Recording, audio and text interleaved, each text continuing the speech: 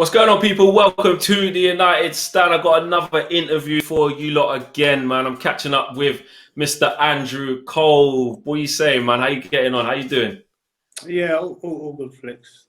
Just persevering as you do, 100%, man. It's good to Yeah. see you on our screens. Good to see you active. We're loving it, man. We're loving it. But we got to talk Man United, Coley. We got to talk Man United.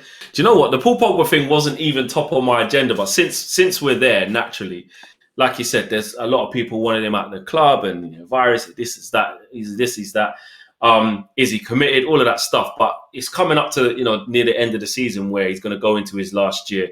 Ollie obviously is always so complimentary of Paul, saying he wants him to stay. What's your gut feeling? Do you think he'll end up staying at Manchester United? And I think we can all agree that Man United definitely want to keep him. But do you think that's what we'll see going into next season? I think that's a decision for Paul to make. I think it's always easy for people to ask us to speculate about another guy's career or whatever. But the crazy thing is when we've been in that position, 9 times out of 10 the players really never say anything until the time is right. So I think Paul, at this present moment in time, must be delighted that he's come back from injury, got them the winner last evening, and we'll wait from now to the end of the season to see how things go. Man United is still in the pole position. He's got a year left. If no doubt, if he doesn't want to sign, they'll move him on, and that's football. That's the way football goes. Yeah, definitely. We'll have to sell him if he doesn't sign. We can't have him going into the free territory next year. Paul Pogba walking out for free. We can't have that, man. On the striker situation, Coley, man. I'm not even gonna flatter you by talking about your achievements and stuff like that. But there's been so much said about what our priorities are. There's been a lot made about Erling Haaland, trying to get him in. Ollie's compatriot. He knows him really well from a kid. Had him at Mulder. We tried to get him before he went Dortmund. It didn't work. Now he's at a different phase of his career. Could we try and get him back? Maybe Martial not as clinical as people would like. There's so much debate around the striker. Edinson Cavani coming in, offering that experience that I think we needed. But the injury situation, how much is he going to play? Should a striker, and if it is it Erling Haaland? Should a striker be a priority for us this summer? I don't think a striker most probably will be a priority. I think Ollie's gone on record saying we don't score enough goals, which we don't. For Manchester United, we don't score enough goals. I think if you look at naturally Manchester City and the amount of goals they get, not even with a striker, we've got to be brutally honest as well, but they get a lot of goals. And playing under Sir Alex Ferguson, he always used to talk about goal difference is like another point. Yeah, because ultimately it is. Exactly. If your goal difference is far superior to other teams, it will count as another point. So yeah, I think I can see Manchester United, if the opportunity comes up to buy a centre forward in the summer, I could see that happening. I think if you look at what Cavani's come in and done at 34, as an old-fashioned, I'm not going to say old-fashioned, but a centre forward who wants to get in the box and get tap-ins and do what he has to do. I think that's really open up everything for everyone to actually see. If Manchester United had something like that now, the goals that individual will get to propel the team forward. Yeah, because you're looking at that area of the pitch at the number 9, whether Tony plays there, or whether Cavani plays there, or Mason Greenwood is young. We are kind of chopping and changing. But one thing is that not one of them is kind of being prolific in that area, and some people are putting that down to the style of play, which we will talk about. Should the striker that you're saying that we probably should be a priority? Should it be a priority over getting a centre back or a central defensive midfielder or a right winger or anywhere else? Should it be the top of the list? Or for me personally, it all depends how everyone's thinking. We've got quite a few centre backs. And the decent centre backs. I think with all players, everything's all based on confidence. And if you're confident, you play well. And if you don't, if you're not confident, you're a bit hesitant, you get yourself in a position when you're half doubting yourself. Now, I look at the centre backs we've got and, the clean sheets that we've kept. That tells you that they're good centre halves because they're keeping clean sheets and the goalkeeper's keeping clean sheets. So, would I buy another centre half? I think that decision is going to be down to Wally as well. You know, so we just have to wait and see. But when and as teams do, and especially as Manchester United fans will do as well, of course they will look at other teams and say, right, we need this, we need that, we need it. But if you're going to win football matches, you still need to score goals. Yeah, you need to keep clean sheets, obviously, but you got to score goals. Mm. And if you're going to win, for instance, the Premier League, and if you look at, like I said before, and Manchester City this season, I think they're plus 27, plus 28, something stupid like that. It's a lot of goals. It's a lot. And it's a lot of goals, and it's a lot of chances being created, and there's a lot of chances being taken. So, yeah, so when you see things like that, the first thing you're going to always try and say, yeah, that's why centre forward who can score loads of goals. You know, because everyone wants a centre forward who's going to score loads of goals. As simple as that. And football won't change. No, it won't. I agree with you there. Football won't change. We've got to score. But the weirdest thing is, Cody, I'm looking at the table now. Like you said, City right now are on got their goal difference is 43. Ours is 24, right? And at one stage, we were the highest scorers in a division. Actually, goals. So yeah, we've conceded 32. They've scored 64. We scored 56. So that's not the case anymore. But we're second in terms of the goals scored, which is not too bad. And like you said, that's still without someone who's really, really banging them in. So what about the midfield then in terms of the chances created? And this is what I want to bring into kind of, you know, I remember back at that 0-0 draw against Chelsea, we had quite a lot of 0-0s where, all right, cool, we're keeping clean sheets. But like you said, we've got to go and score goals, man. Man United is a team that's supposed to go after teams. We're not supposed to just sit there and try and nick it and play conservative. Do you think that Ollie's playing in the right way to maybe get the best out of a striker, all the strikers that we got? You know, it's for me personally, everything's about progress. You know, and if you play in a certain way, you look to play a certain way. You know, it's what players you have in that framework to play that way. You know, like I said, because when I played under Sir Alex Ferguson, I will always go back to, you know, his emphasis was, I don't care who we play against. You're gonna go out there, you're gonna win. You got to score goals. You got to go and entertain. You know, and that's it. That's why we used to end up some crazy games like 5-3s and 6-2s. Mad games. Exactly. You know, we always believe in each other, and even the manager would always tell us like, this is the way he wants us to go and play, and want us to score goals and things like that. So yeah, I think the way I look at it, you know, he's obviously playing for Manchester United and doing just that. I expect every team to play like that, but then every team can't play like that. You know, and I understand that as well. But when you're being brought up in a way, and then you watch teams, oh, just go on attack. But you know, things have changed, ideas have changed, and you know, sometimes people want to play a certain way for a certain game. You know, so it is what it is. We are seeing that. We are seeing that from Ollie. Like certain games, like you look at when we played against Manchester City. When we seem to do very well against them, very well, and it's almost like there's this schema that Man United can play only kind of a bit one-dimensional in terms of on the counter-attack against the better side. That's when you'll see Man United come into their own. But then if the onus is on them, they struggle a little bit to break down teams. Do you think that's true? And do you think it has anything to do with the central midfield area in terms of the creativity? I think that's been mentioned a lot during this season about counter-attacking football, and you know, to play 38 games playing a counter-attacking football I think for any team it's going to be difficult to win the league. You know, away from home, perfecto. You know, perfecto away from home. At home, when a team sits back and you turn around and say, well, we can't Old Trafford to nick a point, by the way, we'll take a point. You know, that's when you got to turn around and say, well, counter-attacking football don't really work. You know, so you got to try different ways and different angles to try and get in to break those teams down. And like I keep saying now, you know, I think ultimately the long-term project is to get Manchester United to play the way they used to play. You know, home or away. You know, it's the same thing. But in saying that, this season, it doesn't really matter if you're the home or the away team, because it makes no difference. It's COVID season, man. It's crazy. It's crazy. Yeah. I think a lot of teams are playing the same way this season. A lot of teams are playing counter-attacking football. But you turn around and say, how can you play against a counter-attacking team? You know, but if you look at a lot of the Premier League games this season, that's the way they're being played. You know, everyone's waiting for the opportunity to hit someone on the break, nick a goal, and then shut, and then do it again. You know, it's a bit like basketball. It's transitional. Yeah.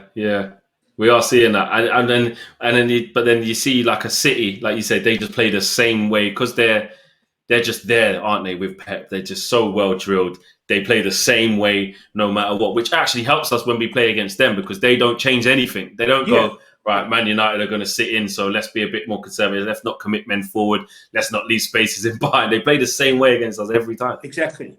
Because they and Pep believes in his system, believes it doesn't really matter what team I'm going to play against. I'm going to play exactly the same way.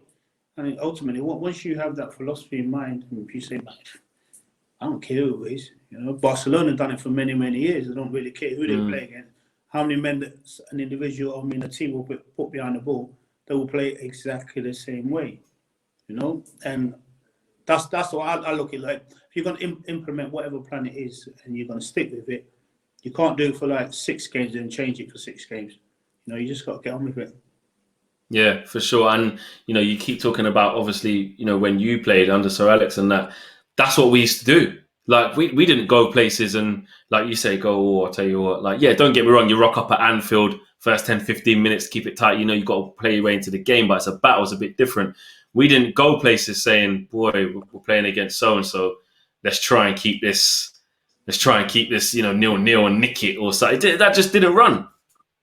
No, I'm just sitting there laughing because I'm thinking about some of the games when, you know, we played, and at times I'm saying to myself, no, you know, if you sharp shot here, you know, we could have. But then you turn around and you look at the team, and you don't have the players in that team a sharp shot. Yeah, why are you shutting up shop for? Yeah. You have that team who will turn around and say, no, let's go and get another one. You know, go on, let's get one more and then let's kill it off, and then, you know, end up giving up a stupid goal or something. But that was the mentality of a lot of the players. Naivety, yeah. But that's just the way we played, and that's the way the manager wanted us to play. It was the same as like in last night's game, right? Now, don't get me wrong. Paul Pogba come on, smashed it, like you said. What a finish! Gave the keeper the eyes, the composure in that area of the penalty area to do that was brilliant. But you know, when people keep saying United keep relying on, you know, a bit of individual brilliance, there's not a sustained way of doing things that continually puts a team under pressure. We either play in halves or we play in spells. We very rarely dominate from minute 1 to minute 90 onslaught like a City would do. Is that an issue? Because you speak about, you know, wanting to score goals, and you say it might be a little bit naive, but like you said, they want to just go for it. Do you think we can return back to the top unless that changes? Or do you think football's just changed? Most probably that will be the next thing on Ollie's agenda. You know, it's a dominating game. You know, from minute 1, I mean, I don't know, 70th minute. Yeah. Yeah. However you look at it, some teams always going to come back into the game at some For real. stage. Yeah, but you got to go out there and try and dominate. You know, I think that's the next thing on the agenda. You know, and say, right, this is going to be our pattern of play, and, you know, it's all about retaining possession of the football. You know, because like the game's always changing. The game is constantly evolving. You know, 4-4-2. I think we knew what was playing. We always knew what was playing. So, you know, the ball will go up through the midfield, build up from the back into midfield, into the strikers, mostly go out wide. Bex or Giggs are going to run. Bex will put crossing, whatever it is. Yeah, but it was played at a tempo and played at such a way everyone turns and say, man, we love the way Man United play football, because the pace, the intensity, you know, but we always knew what we was trying to do. But everyone's changed now, you know, to free up front, free midfield, or one at the top of the diamond, or whatever. So everything changes, and that is just football.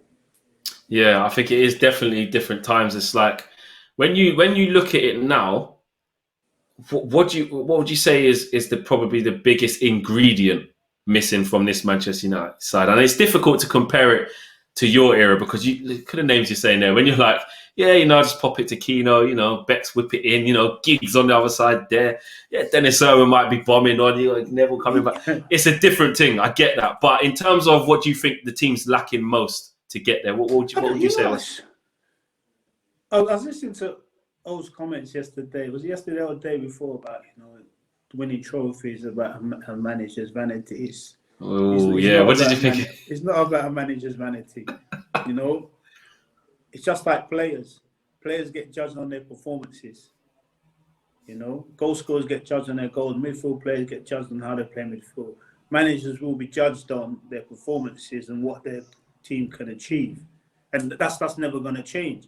If it was about vanity, he's worked under the best manager in British history, and his achievements are building great teams to go on to win trophies to propel that football club forward. And that will never change. So it's a tough one. So this Manchester United team, I think all Manchester United fans naturally just want to see us start winning silverware. Creating chances, playing good football, winning silverware, and consistency. Consistency, and that consistency is always the key word in football. That's what fans want to see. You want to know that, right, Manchester United are going to come and play against, like they did against Manchester City, I don't know, for 20, 30 games in a season. Play Man City, the previous week we lose. Sorry, the previous week we drew against QPR on the Wednesday. It's like, oh my gosh, what's going on there? Then we play Man City, phenomenal. Yeah. Then we play Milan on the Thursday. We do okay. It's like 6 and 2. It's like this, isn't it? Yeah. So like I said, I think everyone wants consistency, and with consistency, you can always build from there. Yeah, exactly. Consistency definitely has been our biggest problem. Like, you literally don't know what Man United is going to turn up. But back to what you said there about what Ollie said in the press conference, I covered that yesterday. And you know what? I thought he needs to be careful here because we're built off pure success. But I'm not going to kind of change, like completely do a U-turn now I'm talking to you. I'm going to keep the same energy. What I said is I was kind of reading in between the lines of what he was saying in terms of the league is a better judge of how you're really doing because it's over a longer period of time. Because I agree with that, but I think you're right. What my grievance with it is what people were trying to do is people who just are not fond of Ollie within the fan base, or people who don't think he's the right guy, they're just hearing him say, like you said about the vanity bit, and saying that means he's not an elite manager. Because I remember when Pochettino said that when he was at Spurs, and a whole bunch of Man United fans said that's why he can never be manager of this club. We're built on trophies. But what I saw from it was what Ollie was trying to say is that you could be at Arsenal where they finished 8th, won the FA Cup, and now this year, they're 10th. So what we saying? Arsenal are doing brilliant now because of that. I saw Martinez win the FA Cup with Wigan. They went down in the same season. So, or you could get a good cup run. You could get a lucky draw, favourable draws, or unlucky draws.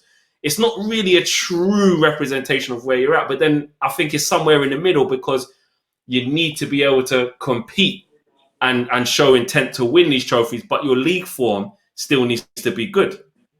Yeah, you got to be brutally honest here. Your barometer is always the Premier League. Sir Alex Ferguson used to say this every season. Yeah? We need to be the best team after 38 games. Cut runs were a bonus, and of course were a bonus. Simple. Yeah, but we have to be the best team after 38 games, and you do get judged after 38 games. Wherever your position is, you get judged on that. So if we wasn't top and won it, people turn and say, "Oh man, you're like disappointed this season." Yeah, exactly. Even if you lost it by a point, that's disappointing. Why you didn't win it? So you did. They were disappointed. So yeah, you will get judged on 38 games because you have to, because it's a process of 9 months. Who's going to be the best team over 9 months? Yeah, a cup run. I will always agree with a cup run. Yeah, anything can happen in the cup. FA Cup, League Cup, anything can happen. When you get in the Champions League, it's totally different as well. That's a season in itself. That's like playing in the Premier League. You've got the opportunity to go for a league process again, and continue that form, try and get to the final. Yeah, in a cup, of course, you need a little bit of luck as well, but it's more sustainable in that competition. So I understand where Ollie's coming from regarding the FA Cup and the League Cup. Yeah, you can win those and finish 10th or wherever it is, and people say, is that a good? No. It's a cup and anything can happen. But on your league form, on that position, that's what you'll be judged by. Yeah, I think he is in a bit of a difficult position. This is where I do sympathise with Ollie a little bit. I've always, I've always criticised where criticism's due, but I do sympathise where that's due as well, because I feel like because he's trying to rebuild the squad and there's limitations there, and we're trying to get back to a consistent level. He's balancing, like you said, trying to be good over 38 games and show that consistency, which we're better off this year for doing that, as well as giving the fans something to keep buying into. If he can just secure a League Cup or the Europa League this year or an FA Cup, it just gives, and it just kind of makes maybe some of the doubters go, you know what, maybe we are going in the right direction. Yeah. And so I hear that, because however you look at it, as fans, you always still want to see a little bit of silverware. Exactly. You always, like the FA Cup, if you've got the opportunity to go for the FA Cup and win the FA Cup, the fans will be still happy. Yeah, disappointed that we didn't win the league, because every big club wants to win the league. Of course, I understand it. But if you win the FA Cup, that gives you impetus for next season to say, all right, then we won the FA Cup last season. Right, let's go and try and win the league this year. Let's see where we finish up. Or if you win the Europa League, if you win that, that's impetus. Again, you turn and say, right, come on, next season, let's see how we can do in the Champions League as well as the Premier League. Everything is about momentum and impetus. Yeah, for real. What would you say? I think Gary Neville said it earlier on a few weeks ago. He was like, Ollie he has to win a trophy this season. Getting to 3 semi-finals last year, which again, I think that's another thing that's coming into this argument, that 3 semi-finals, we bottled it last year. We need to show that we can go 2 steps further and win it. Gary Neville said he needs to win a trophy this season. For you, what defines success for United and Ollie in this transition? Is it, okay, you didn't win any of the cups, but you finished second? Is it you needed to get a trophy plus the top 4? Is it all 3 of them? Like, what? How do you see it? This scenario is mad.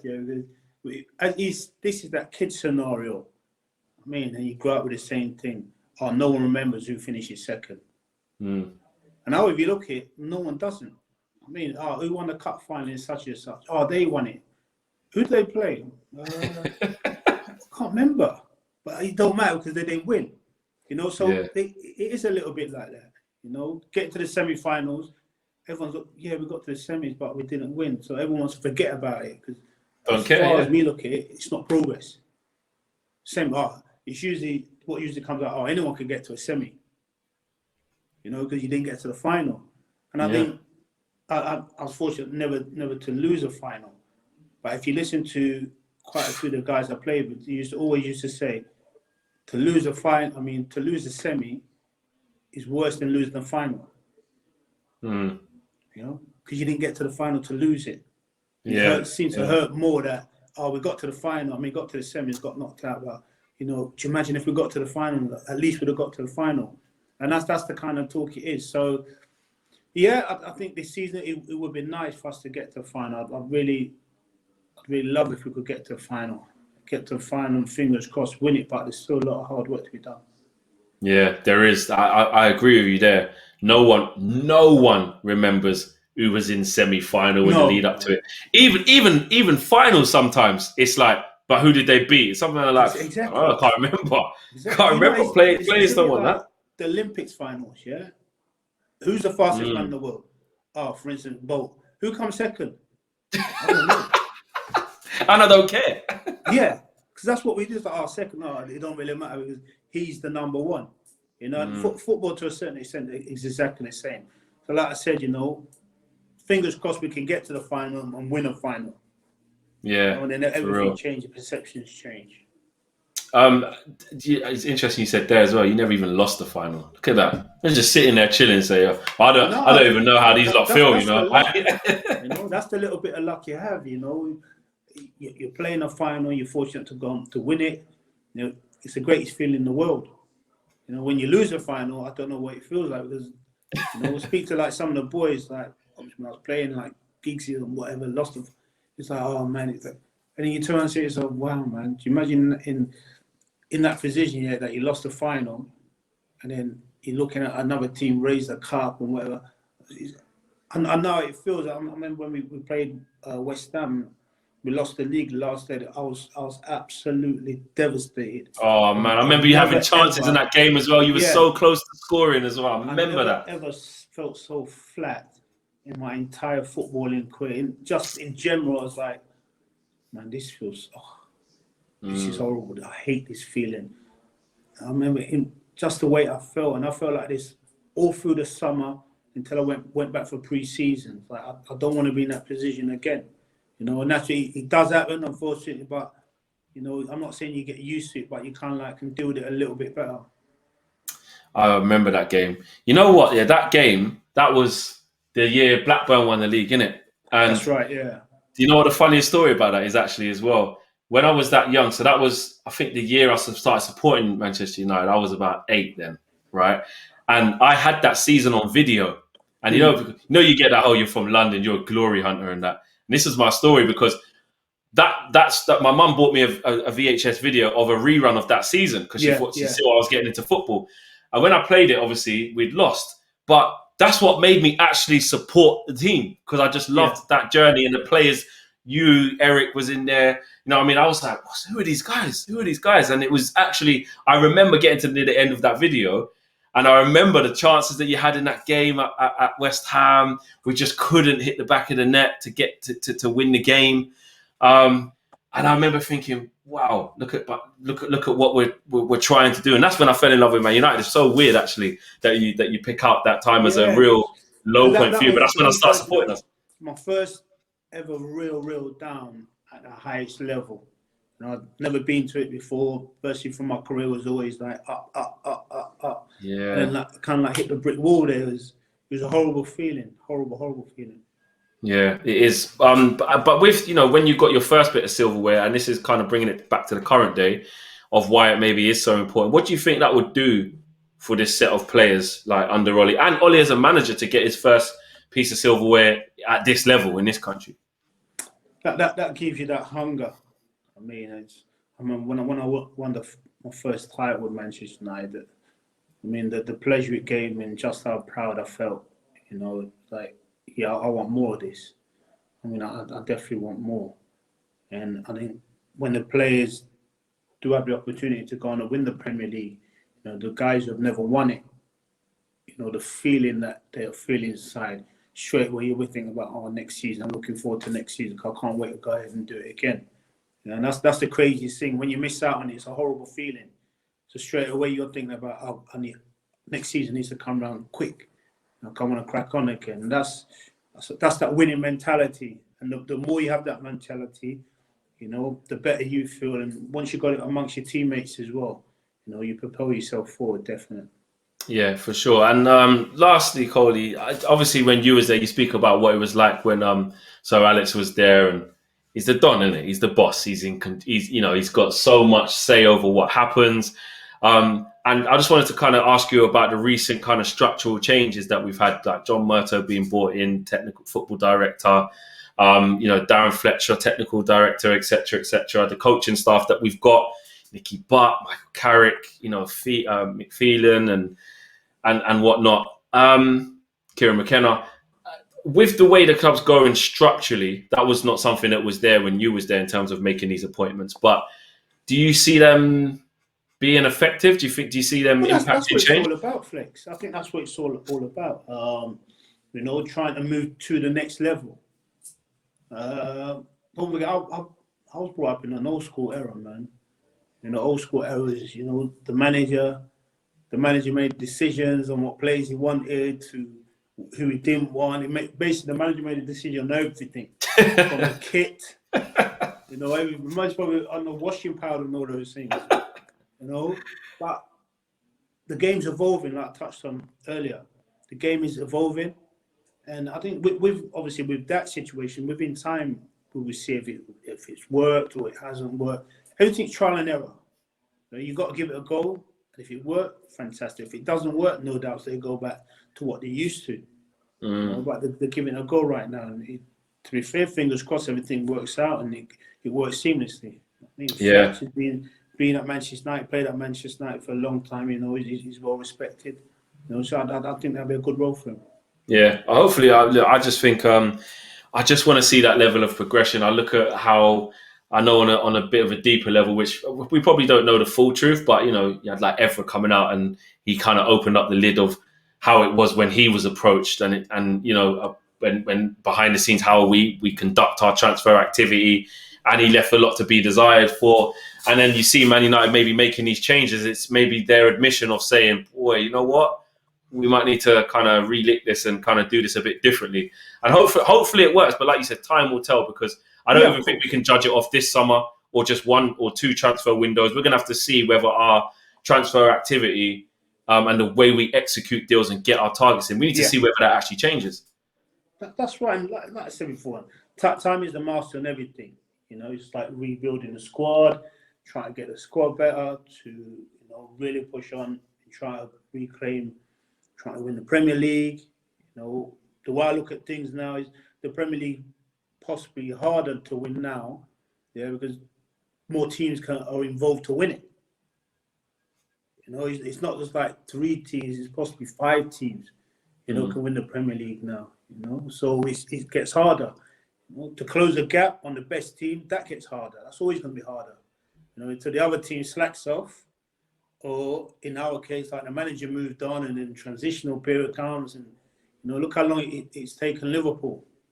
30 years to win it. They fell off this season. We better not be doing that.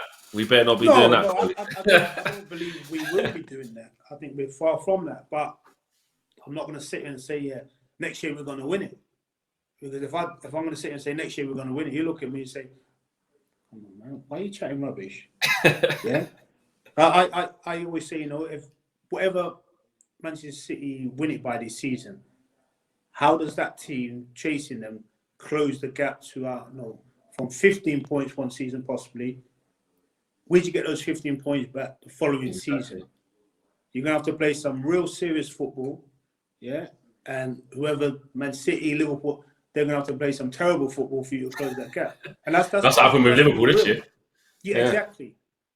That's being real. So if you flip on its head and turn around and say, okay, if Liverpool didn't play terrible football, pick up the injuries that they picked up, would Manchester City be sitting, 17 points clear? No, so that those things are always debatable. Everything is debatable in football. We look at West Ham. You turn around and say, God damn, West Ham in this position next season. Yeah. So this COVID season is absolutely nuts. Yeah, it's a weird one, isn't it? Because it's kind of like taking a year out of truly assessing where we are, because the fans, I don't care what anyone says, but more than anyone, obviously, experiencing that makes a huge difference. Yes. Home and away, because there might be games where you're playing. That's why for me personally, there's no home games and no away games. Yeah. Yeah. It's just all neutral, isn't it? Coupon. Yeah. But when there's no fans here, you can go there, and I think a lot of players can come out themselves and say, no pressure. Yeah. Go and do your things, and they can do it home and away. Because we don't know how this pressure. Don't get me wrong, we've come through some adversity this season. I mean, you'd think back to that 6-1 battering from Spurs, right? Imagine what Old Trafford would have been like, getting beat up 6-1. Then before that game, it was the Brighton game where we just about scraped it. Before that, it was the first home game of the season where we lost against Palace. Imagine the feeling in and around it, going out, conceding in the last minute to Everton in that manner, losing at home to Sheffield United. These things, our players might not have responded the way they did had there been fans there. Of course. And that's why fans are absolutely massive in football. Of course you miss the fans. I know some believe and going about, we pay the wages. Them days are long gone now, because what players are earning now, unfortunately, fans alone can't pay those wages. Yeah. But to have your support, your backing and everything, it's phenomenal. But the crazy thing is, he's taken something like this to realise how much football misses football fans. 100%. We've definitely seen that. And Coley, who's been your player of the season so far? And who do you think probably should be the player of the season for United? Most probably Bruno. I think the impact he's had last season and this season is crazy. It's crazy. So I'll give it to him, hands down. Yeah. I think Mitchell's done brilliantly as well, but I think Bruno definitely. Yeah, Bruno, his numbers just, he's really, I've started to find him a bit of a fascinating character because on the eye test sometimes, Coley, I'm not going to lie, I look at him and I'm like, come on, man, keep the ball a bit better sometime, or even his running style, just his playing style sometimes is a bit awkward on the eye. But then when you look at the overall impact that guy has on us, he has transformed us. We literally, if you take him out of time. He's always probing. Yeah. So you can expect him to give the ball away because he's always probing. Gets on it, tries something, it gets cut out. They try it again or misplace it, and then all of a sudden they try it again and someone gets in. Yeah. And then you forget about the 2 times he misplaced it or give it away. And that's what happens, man. And when you got a player like that, that will happen, i.e. Paul Pogba. He goes on a mazy run and someone take it off him. People screaming and shouting, and then he'll go on a mazy run, slip someone in, and they've got a tap in, and people say, oh, that's unbelievable. You have to put up with guys like that because those guys will win you football matches. Those guys will take you to the next level. Proper. And actually, but last thing, what would a prime Andrew Cole be like with a Bruno Fernandes in just behind him? Would that front? Because I think there's a side of you that would go, Rob, possible, or you know what I mean? Relish that. Yeah. There is a side of me that would do that, but I don't know, man, because I'm very, very biased. I think everyone knows I'm extremely biased. Yeah. I would change any of the midfield to play with Bruno and all them. I play with Paul Scholes and Roy Keane and Nicky Barton. I wouldn't really. I love playing with those guys. And I genuinely think, just me personally, those guys that I play with are the best players I could possibly play with. Yeah. Bruno, I hear that. You got Paul Pogba, I love him. I'm turning around and saying, nah, man, I'm more than happy with what I played with. Them guys are real good players. Keno running through walls, service from Beckham on the right, exactly. Giggsy tearing up people on the left. So I can't do it, man. I can't. Listen, upset me, but I can't. I think we can give you a bly with what you won and the success you brought to our club.